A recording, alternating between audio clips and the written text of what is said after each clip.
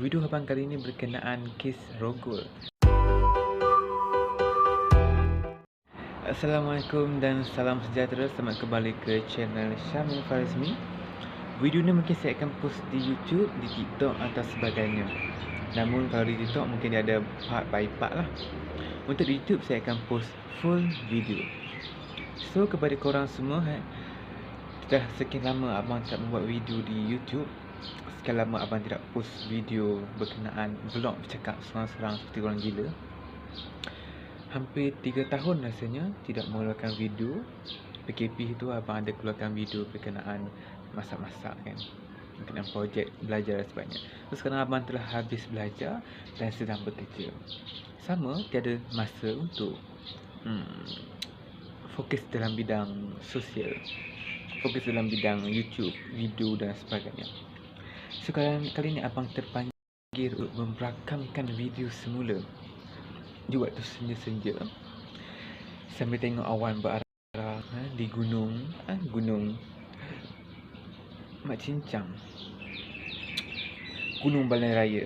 Okey, saya bekerja dalam Langkawi sekarang So, video abang kali ini berkenaan kes Rogol. Isu Rogol pelajar-pelajar, budak-budak, kanak-kanak di bawah umur.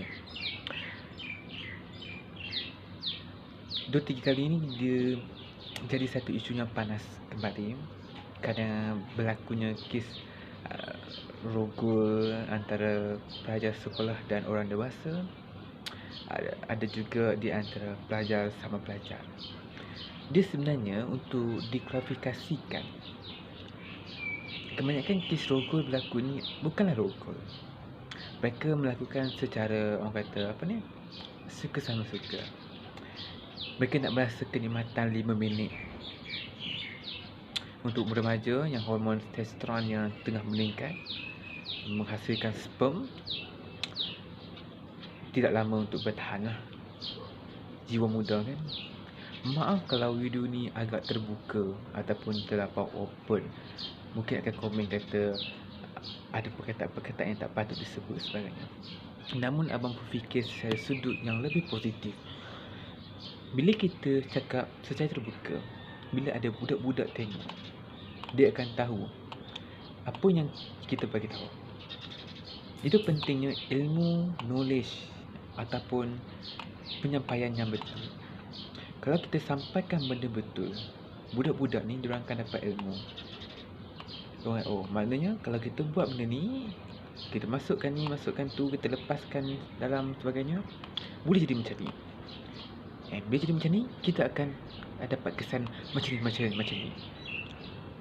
Open. Zaman 2022. Jangan tak open minded. Budak-budak sekarang hanya di hujung jari sahaja. Mereka tak perlu pun menggunakan PC di cyber cafe seperti zaman kanak-kanak dulu. Tak perlu pilih PC yang di hujung corok bucu-bucu. Orang tak nampak apa dia buat, apa dia nak tengok di dalam 18SS. Sama sekarang kita ada new buy kan, telefon pintar. Kita ada kemudahan internet untuk akses. Kita ada VPN. Di Google memang telah disekat untuk menonton perkara-perkara lucah. Namun jika dipasangnya VPN, mereka dapat mengetahui. Sebenarnya saya bukan cakap kosong. Pada tahun 2001,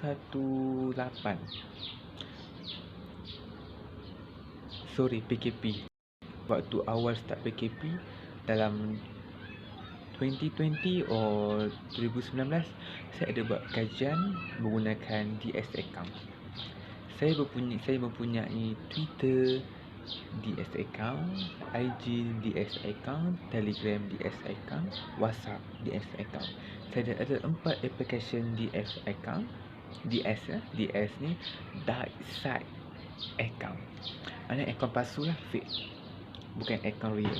Saya mengakui saya buat akaun tu untuk membuat satu uji kaji, satu ujian berkenaan anak-anak remaja. Dan graf yang saya dapat adalah berkenaan, first saya buat ujian berkenaan budak-budak sekolah ni macam mana boleh tertarik dengan LGBT, mana bertarik sesama jenis.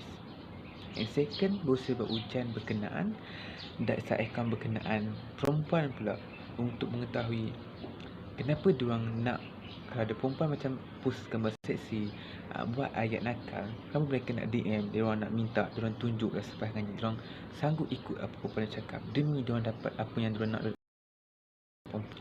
So, purata graf yang berdapat untuk gen LGBT. Sekolah rendah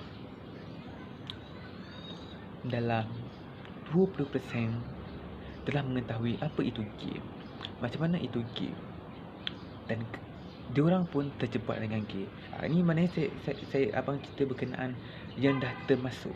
So sekolah rendah ni, maknanya sekolah rendah ni start umur darjah 4 sehingga darjah 6, maknanya umur 9 tahun hingga 12 tahun. 20% mereka adalah tertarik dengan golongan sejenis. Okey. Dan 20% kita tolak tepi dah, tinggal 80%. 60% adalah golongan start 13 tahun hingga 18 tahun. Golongan yang bawah umur lagi. Okay, maknanya 18 tahun tu maknanya bawah 18 tahun lah. 60% mereka tertarik dengan golongan LGBT, dan kebanyakan mereka Melayu, Islam. And second, balance 20% tu adalah golongan yang 18 ke atas lah, tapi still bukan pakcik-pakcik. Diorang stay umur 20 hingga 25, 27.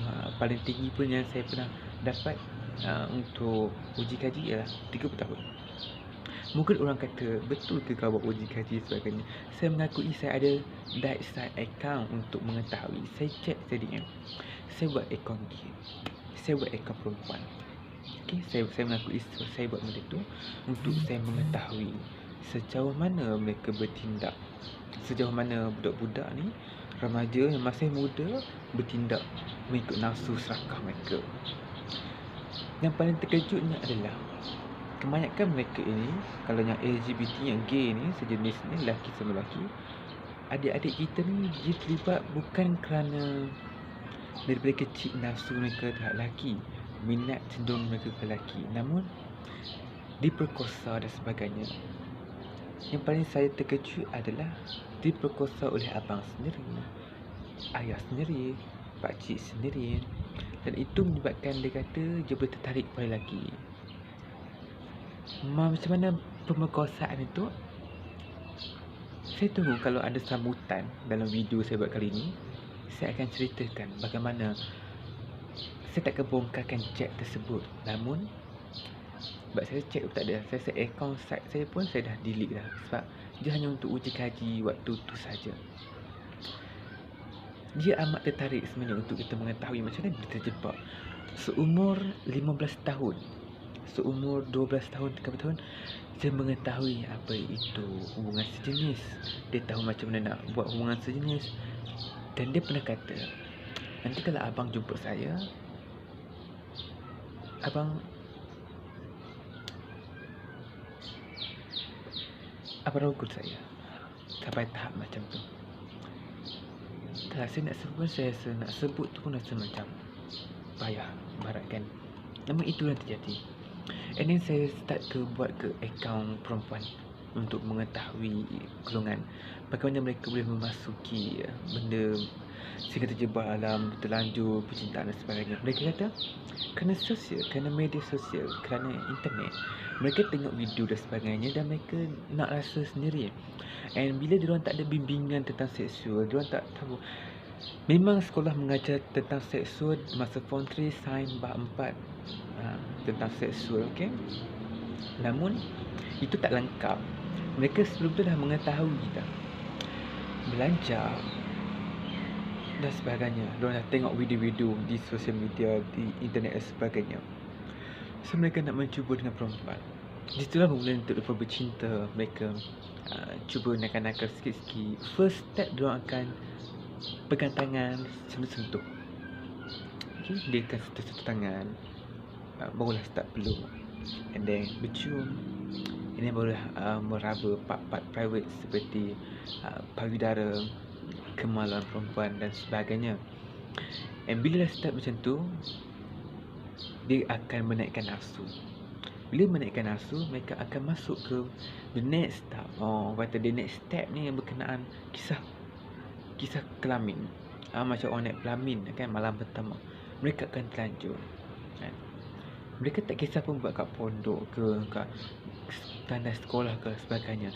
Mereka tak fikir itu. Mereka masih budak-budak. Mereka ingin merasai kesedapan. Mereka ingin merasakan kenikmatan yang 5 minit tu je. Mereka nak rasa macam mana rasa dia. Sebab tu, untuk sebenarnya video paling panjang saya buat ni, kat hujung ni juga saya nak bagi tahu conclusionnya, kesimpulannya. Tahu? Saya nak beritahu,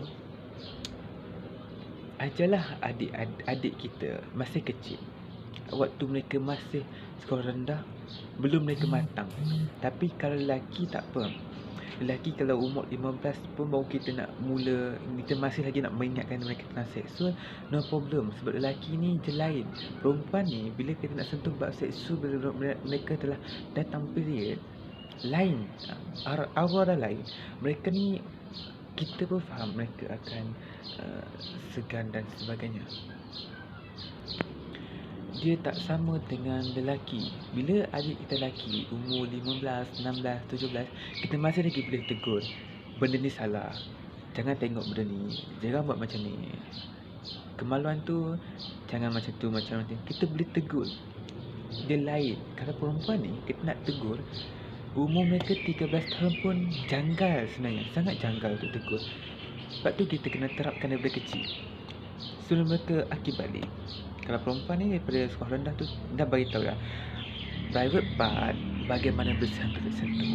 Kalau kita terapkan daripada kanak-kanak seperti sekolah rendah umur 6 tahun dan sebagainya, mereka akan menyoal kita balik. Misalnya budak-budak kan, kenapa diorang tak ada sentuh sini, kenapa diorang tak ada tengok adik ni punya ni. Diorang akan tanya soalan benda tu. Waktu ni lah kita akan terapkan, kita akan terangkan secara betul dan keseluruhan. Sebab benda ni hanya adik saja boleh sentuh. Kalau dia sentuh salah, benda ni hak adik, bukan hak dia. Kalau dia sentuh ni maknanya dia buat kesalahan, dia boleh kata kat polis, benda ni salah, orang tak baik, dosa dan sebagainya. Terapkan nilai macam tu, sentiasa beritahu tentang perkara macam tu. Bila diorang tahu, bila satu kejadian berlaku, contoh mereka macam main-main ke, ada dewasa sikit ke atau kawan-kawan menyentuh private part mereka, mereka akan tahu salah. So diorang akan buat protection diri mereka, takkan bagi orang sentuh, tak akan bagi orang tengok atau sebagainya. Penting.